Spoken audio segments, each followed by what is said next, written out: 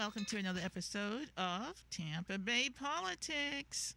You know, if you're doing life and you're just too busy, tune into our show and you can know what's going on in Tampa Bay politics, and it's very important this year.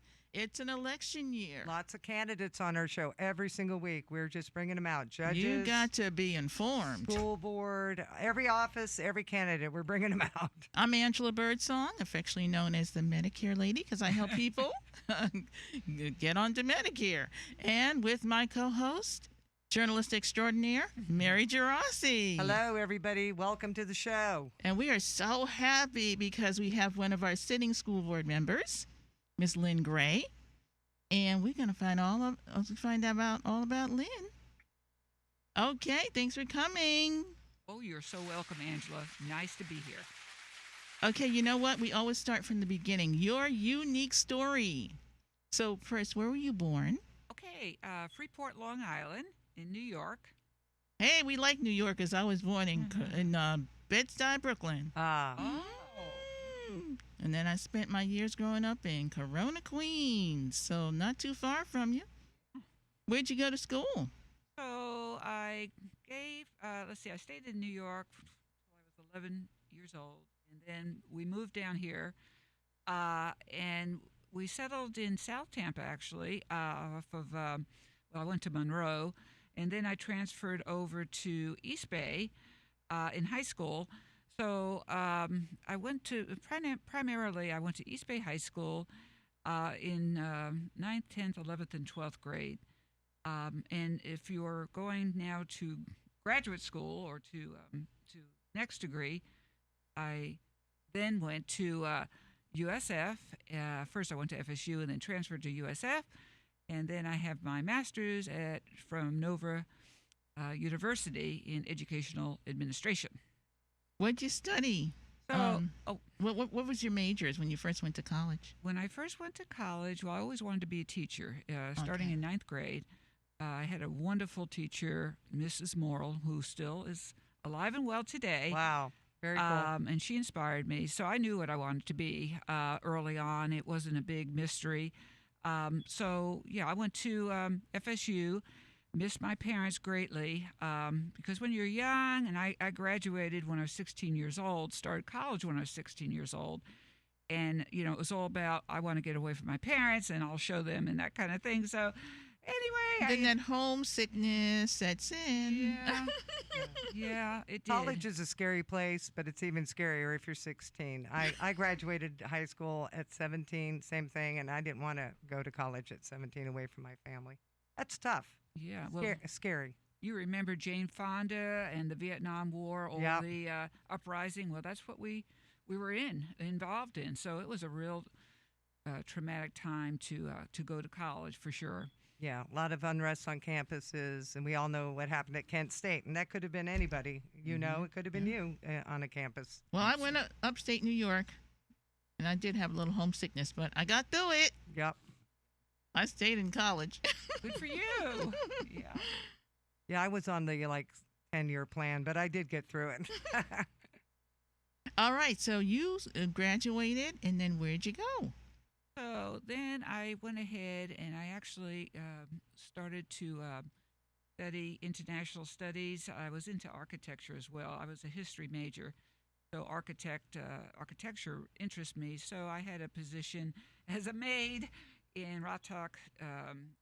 It's a little town, Oregon, right outside of Munich. So I actually lived in Germany for, I'd say, about 4 months and studied architecture for a while.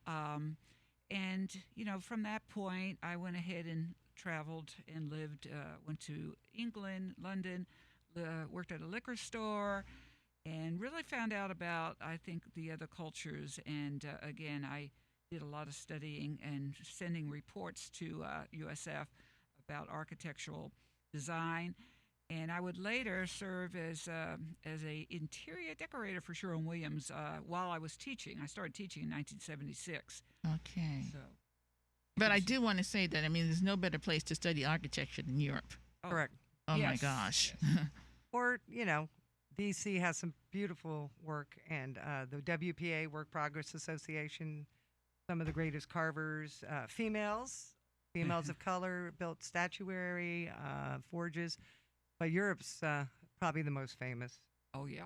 And you said you've now been teaching or in the teaching profession 45 years. Is that right? Is that well, what you said? yeah. Yes. There's a few breaks in there. Yeah. Which, if you want me to go over, No, can. no, that's fine. Yeah. But most of your 45-year career, you have been in Mostly teaching. most of my life. Yes. So when did you actually start being a teacher and you stayed at it? So, thanks, Angela, for that question. I'm going to answer it right away because I started Pasco County in Newport Richey, Gulf Middle School. They would call it middle school now, but it was high school. Okay. And I started 8th grade, and I stayed there under Tommy Waitman, who was the superintendent, and for 3 years. And then I went ahead and transferred to Hillsborough County Public Schools. I met my husband, and this is where there's always a little bit of a lapse because I had my first child, my only child, Thomas Gray, in 1985. So I took off before that a few years, and I was at East Bay, which I loved. I actually went to East Bay as a young person, as a teenager, and then I started teaching at East Bay. So that was a great, and many of my teachers were still there. Oh, that's interesting. Yeah. Yeah. And that's a high school, right? Yeah, that's a high school. Yeah. Okay. So I actually just got done with the graduation there as well. Okay. Isn't Great. that near West Shore, East Bay? No. No. That we're What am I talking thinking of? Ruskin, Riverview. Oh, okay. Now you're talking Yeah. Jefferson, Yes. which I also taught at. Wow. Yeah. So if we go down to the teaching lane here, so East Bay for a few years took off for my son. Then I was at Lato, which is more of your East Town and Tampa. country. Town and country. Yeah. And then I went ahead and wanted to become a department head and really get into higher level Administration. to to help maybe be more resourceful and helpful for the teaching industry, if you will. So stayed at Lato, went to Middleton. Worked there for 3 or 4 years, got involved with peer counseling. And I say this because to change the child and to change a school, a lot of that is done peer to peer. And I was the main person. Got an award in peer facilitation, but I also got Teacher of the Year twice. Oh, that's impressive. And I got Teacher of the Year. I was a finalist. Before that, I was Teacher of the Year recommended in Pasco, if I can tell you that. So this would be my third at Middleton. And I brought in law studies, and I really tried to raise the bar at Middleton. And that's in a city. That's It's in a city. And I yes. still try to raise the bar, but we'll get Right. into that I later. did some permanent subbing work there for a while in between jobs. So, Oh, really? yeah. And they had some very good programs. They had a fantastic robotics program. They had some really great teachers. They brought in a lot of high-end things for students there. Yeah. Well, your zip code should not determine your future. No, you it should shouldn't. be able to Oh. get a good education wherever Yeah. you land. And they had it there. I met many of those teachers. Mr. O, I don't know if you... Yeah, Mr. O. Yeah. Oh, yeah. Yeah, Donna Quisenberry, yeah, she taught right next to him. So I met some really good teachers there. So after you got into administration, what happened then? Oh, well, wait a minute now. So Middleton and Mary Ellen I actually had her hired as my reading teacher because the kids could not read Oh, their economics books, and I couldn't even figure out some of it either. Okay. So I went ahead, and this is where teachers became curriculum writers. I used to write curriculums just like, flipping pancakes because you can't teach kids at many of the textbooks. It just didn't, the reading level wasn't there. Oh. So, we figured that out. So I would be rewriting, but Mary Ellen was working with me, and we helped raise the reading scores tremendously. But That's I wonderful. basically ordered all my own books. I went to law firms and knocked on their doors, asked for money. They gave it to me. It was completely entrepreneur. Still do, but Innovative. That's innovative. wonderful.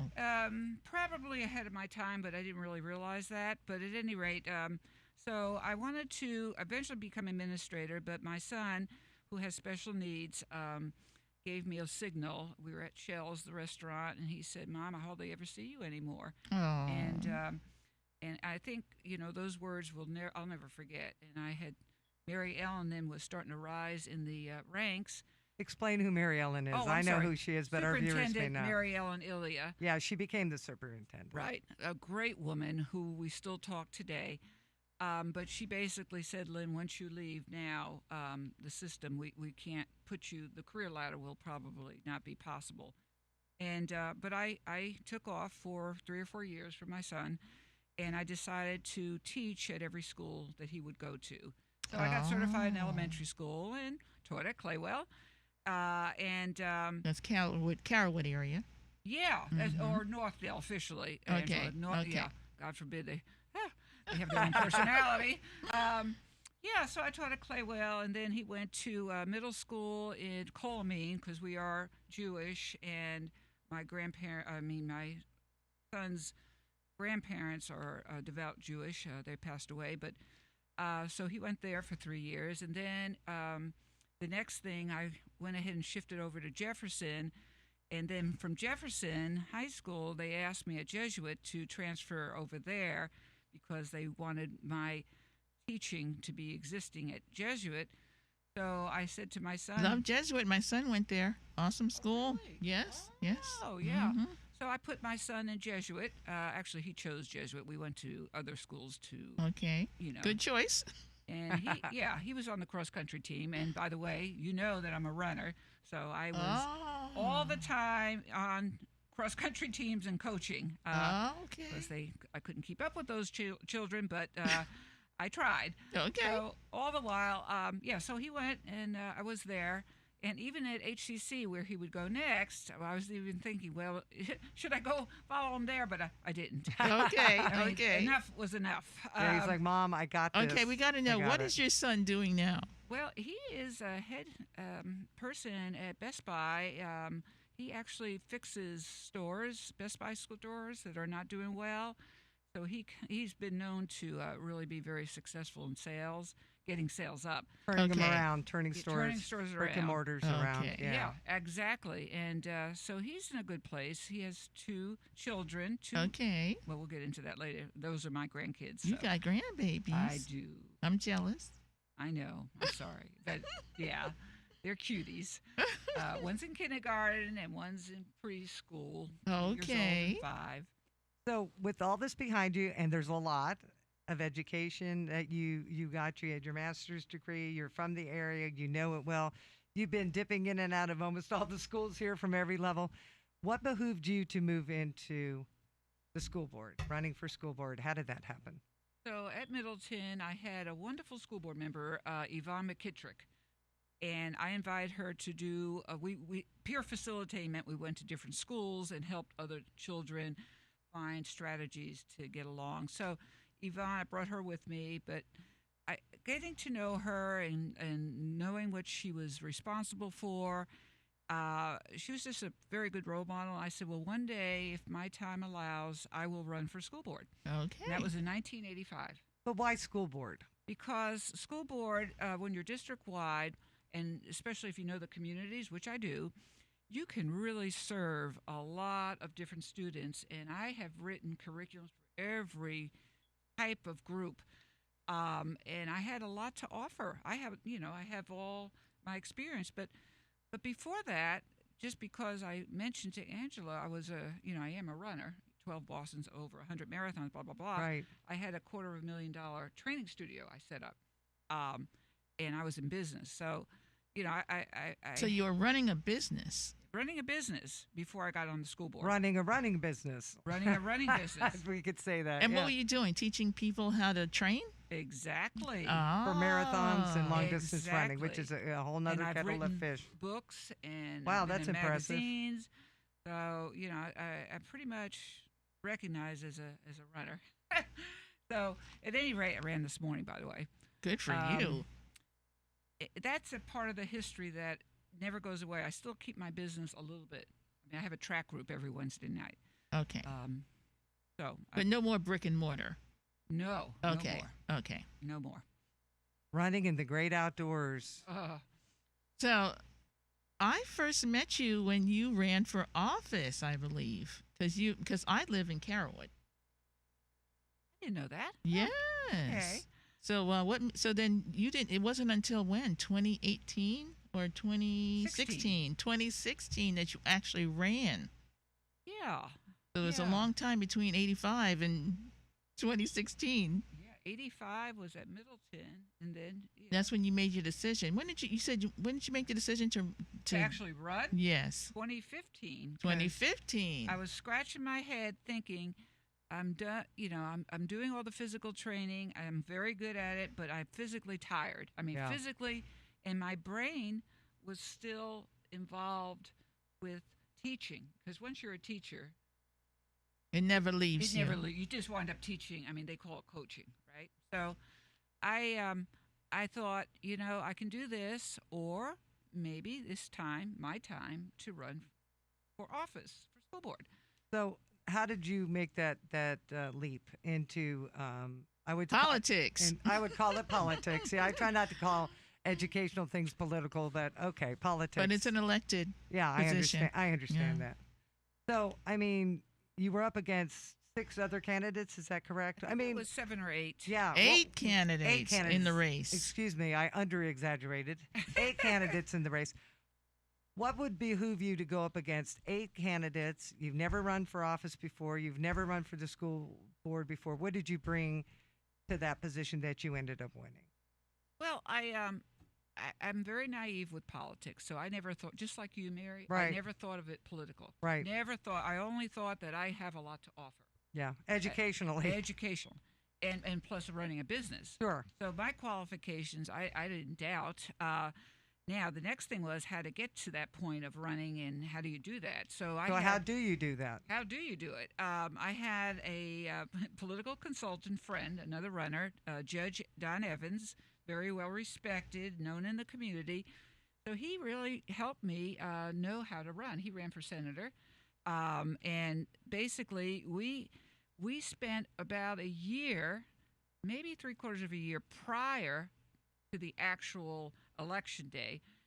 And every day he would share with me who I was to see, what letters to write. I always spent about an hour a day writing letters, offering people, ways that they could help me, or exchanging my experience with them. But I have taught so many years. I had students who are now adults. They kind of knew me, and They remembered you, yeah. Oh, they remembered me. So, I had a cadre of people out there already, and running, very well known in running. So I had runners all over the district. So Okay. it's not like I wasn't unknown, but as a political force, it was almost kind of like crazy, because I didn't know how to talk. Some of those political people talk so eloquently, and I'm a teacher, so I'm Yeah. very pragmatic. Yes. A plus B always equals C. But Don't believe throw a me, D in there. That'll fuzz it people up, are right? looking at your background when you're going on school board. They want to know that you're Yeah. qualified for that position, because it's about our kids. And I want a person who has an education background. I mean, there's people just coming off the streets with no education background that run for school offices. That doesn't make me feel comfortable. I don't know how they do it. If you're not in the classroom, like for example, right here, if you're not in if you're in a self-contained classroom with kids all day, and you don't know what it's like, and then you're making rules and regulations or policy Right. Absolutely. on 504, kids with ESE, Right. all the, You don't know what it's you're talking dubious. about. You It's- can't. you It's- can't. Like Betty DeVos, she's never been in a classroom. no, Yeah. no, it's kind of And like so it's like her rules and regulations are just, Ridiculous.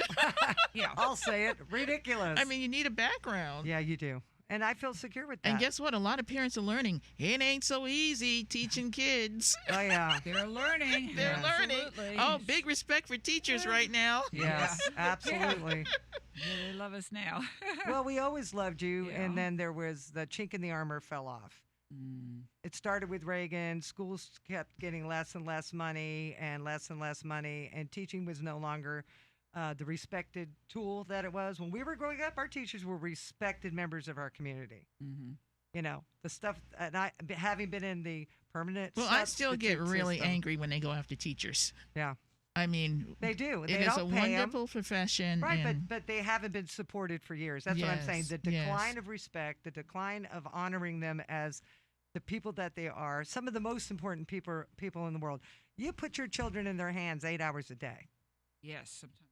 and sometimes Yeah. 10, Sometimes- sometimes 12. Who knows? sometimes more. After school Well, because there's programs. coaching, After school and there's programming, yeah. after tutoring. I mean, but I wanted to bring something up too. What you're saying, Mary. One of the phenomena that came up in let's see, late 1990s was the testing, the Oh, yeah. FSA, I mean, Testing for the FCAT, test. Yep. and that ruined a normal teacher because we're very creative. Right. We Mm. wanted to learn chemistry. We're going to bake bread, and we're Hey. going to see things rise, and we're going to find out why, right? Well, you don't bake bread under F. Yeah. You don't. You get books that said how to pass the FCAT. You test for the test. How well do you know the test? You teach, You teach for the test. so and they that's pass it. the test. That's it. It has nothing to do with your accumulation of knowledge and understanding. Yeah. Yeah. It really stifled the teachers' creativity. Field trips were stopped. Visitations were stopped. We used to put on plays for the kids. Yeah. They stopped. Art was left out. Yeah. Art classes. Can you imagine? PE. A lot of kids PE weren't was- even getting PE anymore. Music, Yeah. Music was music. suffocated. Theater arts. Yeah.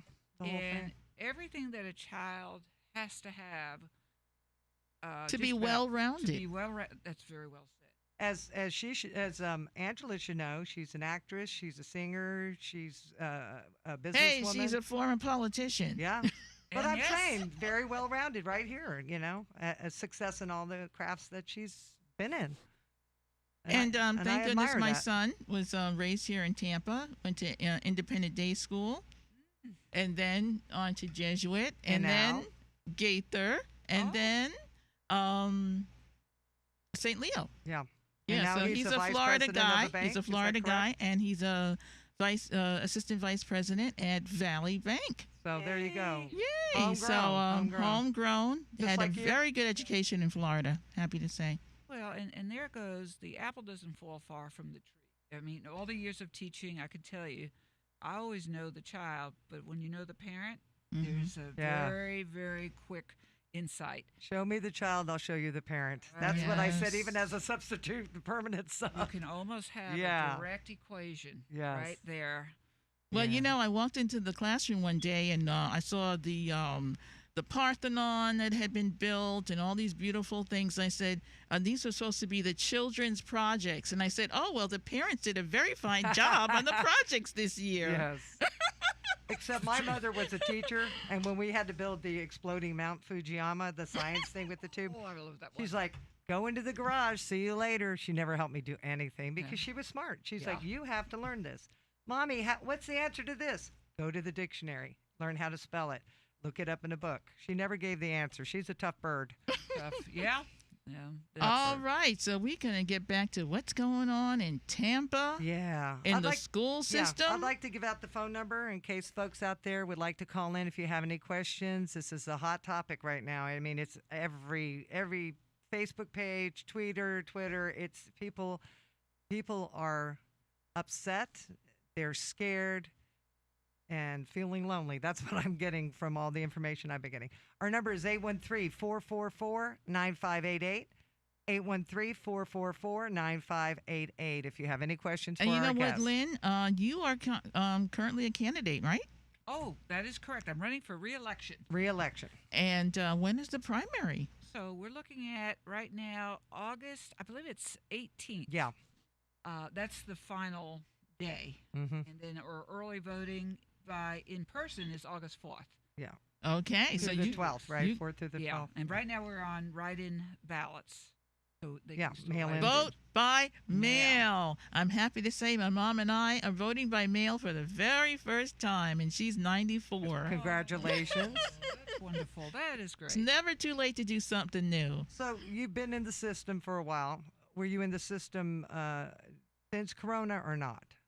Oh, now the system as a school board member. Yes. Yes, for sure. I mean, So you've been part and parcel for organizing the board and the members discussing reopening, not reopening. Are we going to have online school combinations with possible kids coming in at different hours? What a mess. Yeah, let's back up, Mary, and let's think. We came out March, right? Yeah. And it all came down to lockdowns and all the Right. emergency procedures. And then here we are now in July.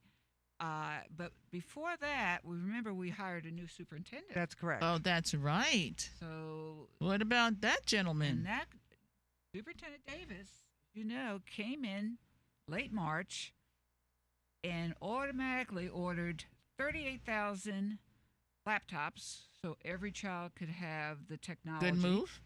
And ordered grab and go meals, still is, so every child had food every day. Mm-hmm. So And we know that some children only get to eat at school, Yeah, unfortunately. That may be their only meal of the day.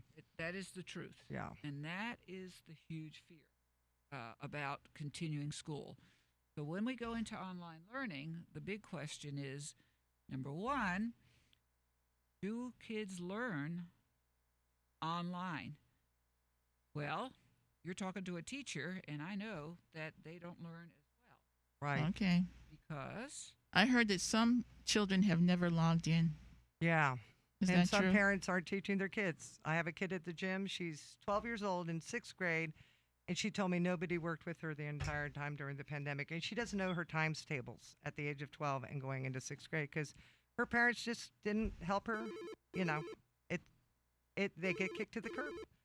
Parents are busy. They've got full-time jobs. They have other children. We You know got a what? call. Someone called in. Who is that? Who's on the phone? Please introduce yourself. This is an important message. Do not hang up the phone. Oh, Oh, well. it's a robocall. Oh. They found me again. I don't know how that happened. Okay, we're going to ignore that. But serious subjects. So children don't learn as well online as they do in person. Parents may not have the time. They're stressed. They may have working two jobs. They may have other children. This is a mess.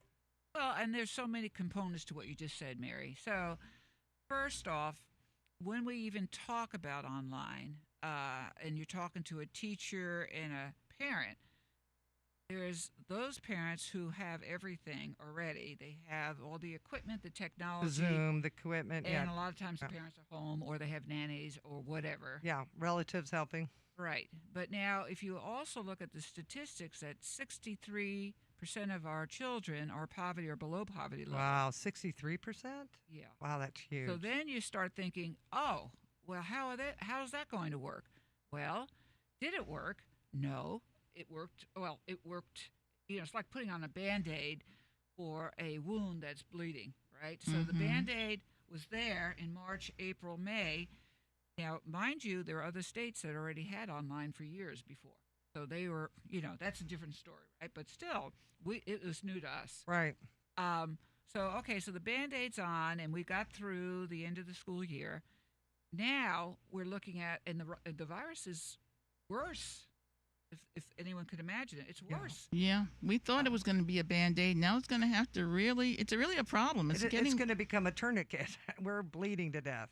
I want to tell you, we're metaphorically. winding down to a break right now. Can you give people the information how they can contact you? Oh, thank you. So my website is www.lyngray for School Board, and my email is lgray, and that's GRAY, 88@yahoo.com. My phone, which is what I answer to, is my cell, 813-453-7885. We'll repeat those again throughout the show.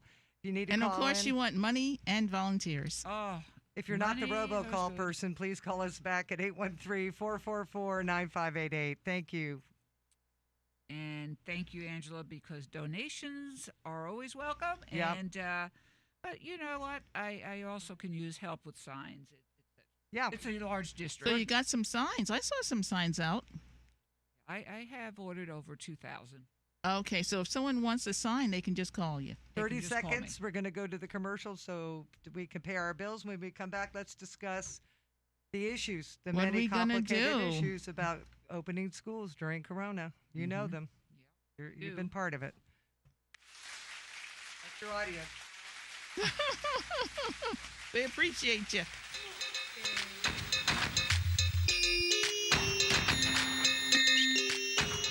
Welcome to Calvin's Barbershop. You all got to see this. I don't even want to know what you're looking at on that phone.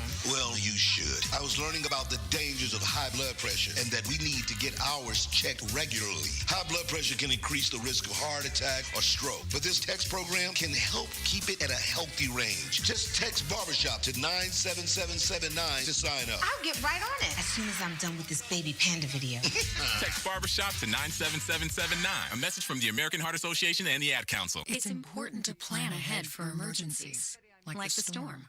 When it kicked in, we had a plan. Separated. We were able to get in touch with each other and in had no time. idea how to find each other. The whole experience was the most frightening 10 hours of my life. If there's one piece of advice I'd offer other moms out there, it's to stay calm and keep to the plan. Message. Some parents plan ahead, some don't. Make sure you know where to find your family in an emergency. Start your plan at ready.gov. Brought to you by FEMA and the Ad Council. You're listening to Tampa Bay Tammy. Your girlfriend. On In Touch Radio. In Touch Radio. This is Mario Andretti. You know me as a race car driver, but I'm also a Meals on Wheels volunteer. I've raced against the sport's biggest personalities, but I've never met more vibrant, amazing people than the seniors served by Meals on Wheels. You can make a difference by dropping off a hot meal and saying a quick hello. So, America, let's do lunch. Volunteer your lunch break at americaletsdolunch.org. This message brought to you by Meals on Wheels America and the Ad Council. People been saying to your friend, get a different face, and posting on their feed, they're super ugly. The things they say to them online are cruel and they're not true. So tell your friend, I'll stand up for you. Don't worry, I know what to do. Know someone being bullied online? You can be a witness and make a difference by letting the world know it isn't cool and by letting your friend know you care. Learn more at eyewitnessbullying.org. Brought to you by the Ad Council. And we're back. The time goes so fast. We've already zipped through our first half hour. Yeah, and we have lots to talk about. Opening schools during the pandemic. Today's guest, Miss Lynn Gray, knows. She's been there. She's on the school board. She's taught, bringing in some... And she's running again. Yep. She's back for more. Let the beatings begin, right, Lynn? You're ready. You're running that marathon, that 100-mile Iron Woman, Iron Man contest, right? That's what You're it feels used to like. it. Yeah, I am. You're trained for I'm duration. I'm a competitor. You and are? I'm in endurance. You're a tough chick. Yep. Let's get back to this. You have an option that you were looking at. Oh, yes. So we're going to go ahead and we're going to have a meeting tomorrow, Thursday. Who are we? The school board members and the superintendent and their cabinet members. Okay. Is this a closed meeting, not open to public? Oh, no, it's going to be on the TV. Okay. And I think we have a lot of guests tomorrow. Oh, and that's a good. very good question because we have to have feedback from our parents. Yeah. Because they are directly involved, obviously. Well, you sent out the surveys, and a lot of parents filled them out, and I was getting some pushback on it, talking to people saying they're not listening to us. The parents are somewhat terrified. Well, as a grandparent, I am very scared for my granddaughter. Yeah. Daughters, plural. And a lot of the fear is very well founded because, number one, there's not a definitive plan yet before them. There are kind of plans. There's Model A, which is brick and mortar, Model B, which is blended, so 2 days perhaps in school and then 3 days for cleaning, which I actually 3 weeks ago, I wanted that one.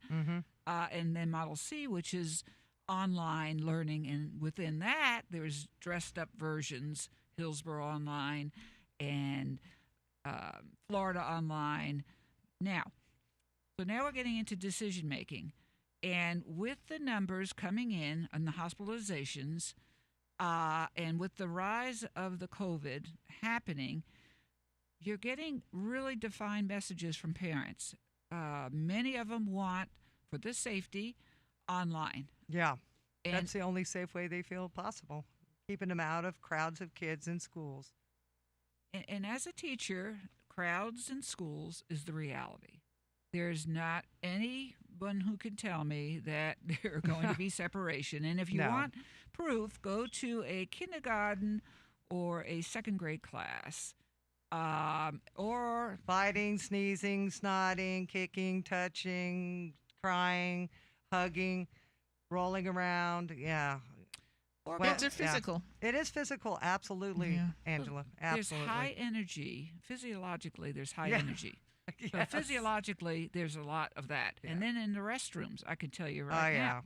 Oh, yeah. I mean, they may do their mask, but we're human. Yeah. And right now, I've been on a mask for 45 minutes. I really would like to take it off. Yeah. But I can't. So, all right.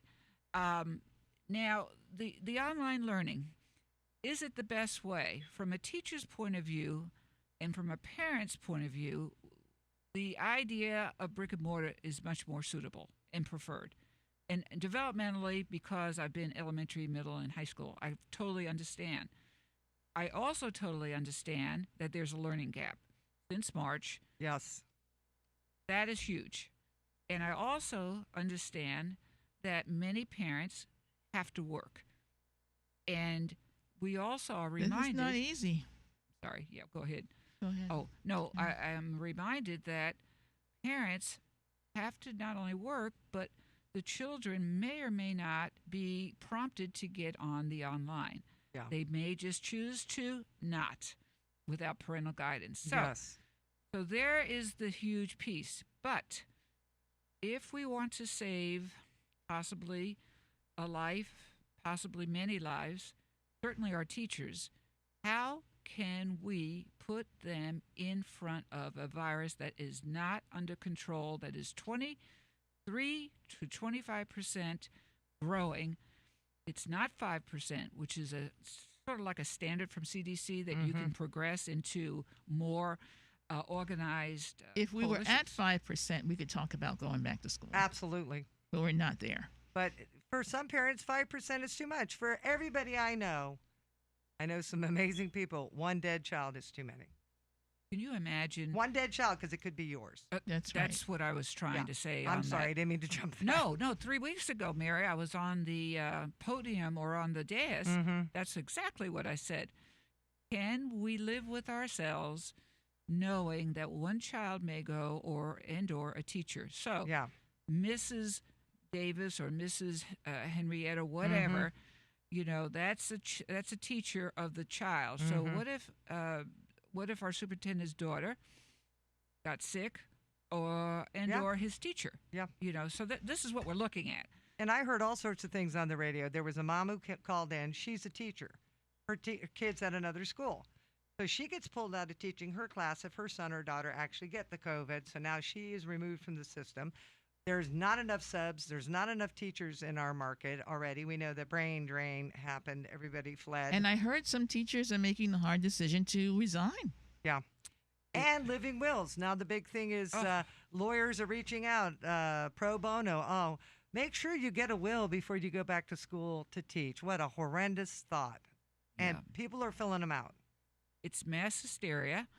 And it's not going down, but there's mass hysteria in the real world of this virus being without any solution. Or leadership. No leadership. Yeah, no leadership, but no vaccine. Nothing to protect other than social distancing, mask, and hand washing. And hand washing. Yes. And the trifecta of health. Yeah. And people are still getting it. And people are still not wearing their masks. There's people running around calling it a hoax, going to the beach, having COVID parties, herd immunity. It's nuts right now. And you have the huge responsibility of putting children in schools, and I don't envy you. So your position now is? I have to look at lives. I choose to go that direction because I am following the science, and I know that's so trite. But basically, the statistics are only rising. Hospitalizations, and I want to get back to the analogy. So if my granddaughter has to go to the hospital or her teacher, what if the hospitals are not having enough room? Right. Now, when I heard that they were already ordering freezers for the bodies, it just, that is manifesting itself into pure horror in my book. It is a horror story. And it's not a political thing. It's common sense. Yes. So when we first met this morning, you had mentioned you had already gotten 300 emails about this. What are parents telling you? What are these emails saying to you specifically? Well, the predominant amount are voicing that they want the e-learning for the safety of their child. Okay, so that's the highest percentage. But we have to remember, go back to the 63% of the population that Who may can't not have do it? Yeah. They have to have child care. Right. Now, I had talked to the chamber in Plant City, for example, and this has come up, and I said, you know what? The community make our schools. Yeah. Schools come from the community. So as a community, we have to figure it out. We have to work with you all. That's what I think. Right. So I thought, well, why don't we go ahead and start being proactive? Let's work with the mayor and the chamber, and let's see what resources we have. And we have them. And- Libraries, bingo. They have all sorts of computers, on and on and on. And Mary, in New York, and I can't remember what other district, they have library partnerships. Yes. And they are set up precisely for that. Yes. We have right now family community centers, and I had suggested to their superintendent, let's set them up countywide. So not only are they areas that they can do CV testing, right? They can do contact tracing, they can do online tutorial, they can help students have a place to do their work, they can have first aid, clothes, food. Let's make it happen. And by the way, if you want to sustain education, you have to have a sustainable testing regimen. It has to be, because Waimama, they don't have transportation. I mean, they can't just drive. Right. It's not going to happen. They can't come to John Germany Library in the middle of downtown. No, and it's a reality. And I can just share with you in Dover, Sefner, parts of Ruskin. So, we're looking at parents who don't have alternatives. Yeah. I was visiting Enterprising Latinas out in Waimama, and they've been trying to get some kind of transportation alternative out there for years. Yeah, that's sorely overlooked. Why? It's mainly migrant families. Now, it's caught fire. People are buying their $300,000-$400,000 homes. It's getting gentrified, and they will be pushed out. They're not ever supported. They're poor, they're pushed out, and then they're poor somewhere else. Yeah, because it's that being community obliterated. there is practically untouched. I mean, yeah, but it's coming that way. You remember we were talking about the growth coming down from Riverview into Waimama now. You've got two separate communities out there. You've got the have and the have-nots. Absolutely, basically. Exactly. So, but let's look at some solutions. Yes, because we have to think that way. Number one, on the online, we can make it the best in the state and in the nation. We have the Achieve 3000 now, the toolbox. We paid $11 million, by the way. What did you pay $11 million for? Well, we start out with the phonics, the SIPs. The toolboxes. And then we got the iReady toolbox, which is, let me share each one first. Yes, because that's a foreign language to me. Yeah, it's to most people. I had to actually write it out. So the phonics, for example, K through second, teaching kids to learn vocabulary through sounds. Phonetically, yeah. Phonetically, which, by the way, if you learn a language, which some of us have, right? Yeah. You have to do the phonics, period. So it's the same thing. We have a 37% Hispanic population who do not know, maybe do not have the English language. So their English as a second language. Right. Yeah. Okay. And that's going on. So that costs us some money. But I do know we had 9 schools with the phonics program, and it showed excellent results. Oh, good. So I'm good with that. The toolbox, now you're looking at the sustainability for the learners, elementary school, that are below, that have fallen below.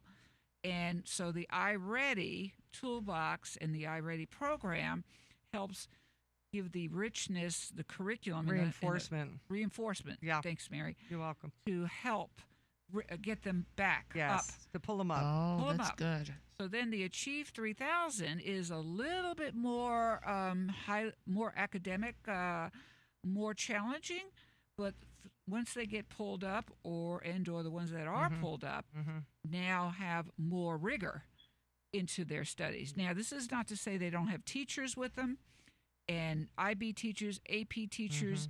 Rigor is there, but online can be made very, very stellar. Doesn't have to be like it was in March, April, May. So I like the approach. You're all for online. You think that's the safest way without losing a child, without losing a teacher to a horrible disease.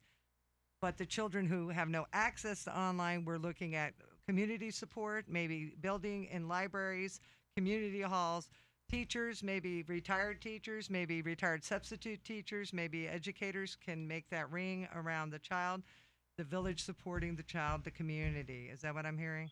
Yes, and I wanted to share the innovation possibilities. For example, if we go out to South County, some of our big schools, actually our high schools are all very large. Where's South County? Can you let them know? I'm sorry. So It's okay. South County directly is Guayamara, Ruskin, Enterprising Latinos, that area. Yeah. Okay. Riverview. Yeah. And then there's Southeast County, which is Plant City, Dover, and Sefner. Okay. Okay. And Valrico, right? Mostly migrant, a lot of migrant, a lot of people of color. Yeah, a lot of people of color and poverty. Yeah. So what if we do this? What if we go ahead and open up those large areas, school areas, which I know there are because I've been to the schools, and let's put out the computers spatially distanced, and the parents that want their children brick and mortar, let them come, and the teacher will be there. Actually, they could have 2 classes now because we might have cameras in the classroom. So one can be online teaching, another one can be teaching with kinesthetic computer right in front. But all the while, masks are on. It's a controlled environment. It's not everybody. Not everybody. And that way, I think this is sustainable in my mind. That's another thing we'll talk about maybe later on. But it's realistic, and it's something that has been done because New York is doing that. And they tapped down their viral overload. They went down in their numbers. They went down in their deaths. They put the kibosh on it. They've been doing very well with it. And it's hard to believe, but they had cooperation in New York. And they had everybody got it. I mean, that was just horrendous, and they smashed. And I was born at Elmhurst General Hospital. Oh, what a mess. We don't want to see you back in there. That was a horror show. No. Yeah. So I like that approach. And are parents open to that? Have you been talking to parents? Have we presented anything at this point, or is that going to happen at that meeting? It's tonight or tomorrow? Tomorrow. Tomorrow. What time at again? 3 o'clock. 3 o'clock, and we can catch it on TV? Is that on Hillsborough TV? It's that's the Tampa Education Tampa Channel. Bay Education, TBAE. Yeah, Tampa that's Bay channel 33 or 34 on Frontier. I do know that. Look at your cable guide. Yeah. Tampa Bay Education Channel. And usually it's available on YouTube. Is it? Okay. I think so. Okay, good. Most of them flip right over to YouTube so somehow. If you're a parent, concerned parent, grandparent, caregiver, check it out. That's the only wonderful thing about virtual. I mean, you can just tune right in. Yes. You don't have to leave your house. That's true. I still haven't figured out how to do it, though. I haven't been on Zoom except once, and it was a birthday party. It was bizarre. Anyway, getting back to brass tacks, what are you looking at in that meeting? What are some of the definitive answers? Folks are feeling like you said, no real solution has been made at this point. When is that going to happen? Well, I'm prepared for the solution because I already have articulated it, written it, and posted it, and shared it with I don't even know how many Are we going to be parents. voting on a sound solution tomorrow? Is that going to be it? I believe that will come down to a vote. Okay. But the best we can do tomorrow is, number one, and parents should see this, the superintendent is going to give his newly formed way of work back to school. Yeah. And he's done some tweaking. Do you like it? I haven't seen it yet. Okay. We're going to see it on Thursday. It'll be revealed Thursday. Yeah. I got it. And then, of course, that has to saturate into the brains of us. And but meanwhile, each of the board members, and you have to know this, they've gotten all the letters that I've gotten. Right. So they need to be able to speak. So before any motion, I'm hoping each board member can present their rationale, just as I have this fortunate ability right now. Thank you. I'm glad we'll be able to hear from each board member individually. And that's so important because you guys are in charge of this whole venue and adventure right now. And that's what happens. The parents I've been hearing about on media feel that they're not being heard and they're not being listened to, and they're scared. And just as a way of work, too, parents, and I'm speaking now of South Tampa, have actually come up, not through the email, but have offered ways of providing child care. Oh, I mean, that's they wonderful. said, well, Lynn, if this is what the problem is, we will find a way. Now, that's only in one community. See, that's where this... And there's a lot of money in South Tampa. There's a lot of money. Big difference than Waimama and our Latina sisters down there. But the heart and the soul Mhm. of the community, as I find out, are just so. We are blessed. We have a lot of great partners. The other thing we have to do, the reason I want the 9 weeks for the online is because I want to have time to get with our community partners, our religious leaders, our political leaders, to have conversations on how to help those families in South County, Southeast County, help them provide for child care alternatives. I mean, it to me, it takes all these stakeholders to help finance possibly. And how can we do that in 2 weeks or whatever, a month? Right. They're all, a lot of this is people are running for office, right? I mean, that's the reality too. So until the election, August 18th, a lot of these... Which is just right around the corner. It's like 4 weeks, 3 weeks. Yeah, and I think those are very important because the business community has pulled us time and time, and Angela, you know this, has given our schools so much richness. Yes. And I know they'll step up. We just have to ask formulate a plan too, and have a cohesive plan to saying we could plug Best Buy over here, we can plug church groups over here, we can plug computers over there. So it's a complete redesigning and modification for an entire antiquated education system. The only politician I've heard speak about child care is Biden. Yeah. He came out with a whole proposal this week. Well, the South Tampa Family YMCA and all the YMCAs galvanized their programs and offered summer camp to keep kids taken care of during COVID while their parents had to work. They opened summer camps and they extended them, and it's a possibility they could extend them year round in order to give parents a place to keep their kids safe. And that's I just spoke to the head of the YMCA yesterday. Right, it's my boss. Oh, really? Yeah, I work at the South Family Tampa YMCA and the Plant City for 11 years now. Well, they're a great organization. Yeah, and but they're smart. And I asked them for the data. I wanted to know what data do we have, do you all have so far that shows that, yes, kids can be together. Are they getting sick? Did you have to close a Y down? So they'll send it to me. But the data, this is an interesting point. Every day, isn't it true, Angela and Mary both, that we learn something different about this virus? I mean, it's absolutely. It's ever changing. It's a chameleon. It's a darn chameleon. I mean, we can learn from Europe. They are successfully getting the kids back to school, and they're doing things like pods. They have like 10 kids in a room. Right, the things room like pod that. approach. Yeah, so... and guess what? You got to live it. We're in a capitalist society, which delights and frightens me simultaneously. There are people now that are going to be doing tutorial. If your kid fell back on math, I will come to your home. You clean it. You bring the people in that are safe. I'll wear my mask. I'll have my testing done. And I'll sit down with 4 students. And for $250 an hour, that's what they're making, I'll tutor your kids through that class you missed all during COVID because you couldn't teach it and you were busy. So people are moving into private tutoring. Oh, the tutoring business will be a wonderful service. And it's already starting. And Mary, what you just said about European practices, if you study like you have and are successful ones in the United States, all of a sudden you figure out, oh, this is working.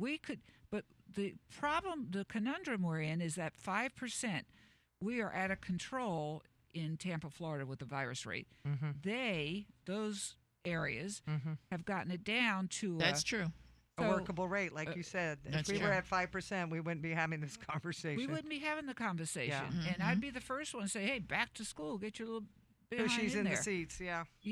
So anyway, it's but those are very important things that we need to do is study what other countries are doing. Yes. Because we're going to be there hopefully soon. Yeah. So given all of this, it's a lot to wrap our heads around. And again, I tell people this all the time. There are no experts in corona. There isn't an expert alive. We've never experienced this before. It's new. It's transmutating. It's ever-changing. We are ever-changing. Our approach to it is ever-changing. Well, Lynn, we're going to give you the last 2 minutes. Oh, we're at 2 minutes already. Yes, I apologize. I'm yakking for no reason. Once again, how to contact you. Yeah. Okay, so the folks can contact me at my website, www.lynngrayforschoolboard.com. And my cell number is 813-453-7885. And I appreciate any donations, any help with signs. And obviously, we can't do too many flyers, but you can put flyers on doorknobs. So any of that would be a great help to me. And I will be a full-time school board member, a district-wide. You really have to be full-time. I drive an average of 80 to 100 miles a day most days. Wow. And I'm on my way to Riverview for graduation, so there goes my 80 miles. Oh, gosh. Well, I live in northwest Tampa. Yeah, that's a ride. But the district is the size of Rhode Island. So, if you can't be a full-time, and I know it's part-time, but you really have to be a community dedicated, person, and you have to be getting around. You can't Is it considered part-time? It's supposed to be part-time. I'm just saying. It's not. I think if you're district-wide, Angela, I think you're better off to have more time to spend. Otherwise, you don't. Yeah. You don't get the job done. You can't get the job done. That's it. I can't believe it's over so fast. Lynn Gray, thanks for coming in. Oh, thank you. You both are wonderful. Thanks for the opportunity. Yes. All right. And please call Miss Gray if you have any questions that you need to ask, if you're a concerned parent, family member, or guardian of a child going back to school. Thank you.